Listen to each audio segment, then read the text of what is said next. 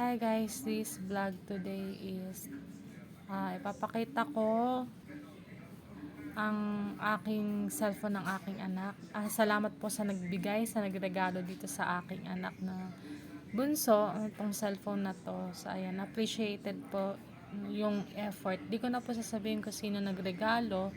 So thankful po ako sa mga mabubuting tao na nandyan para sa akin. So ayan, ito po yung sa bunso ko. Ayan o.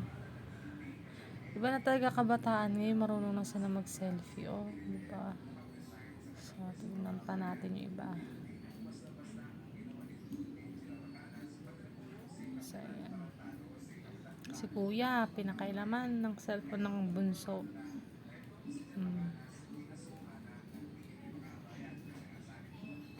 Mga ginagawa nila, iba na talaga kabataan ngayon, ha?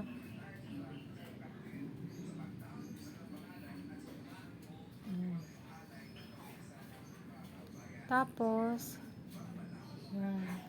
Marunong na din mag-download ang aking bunso.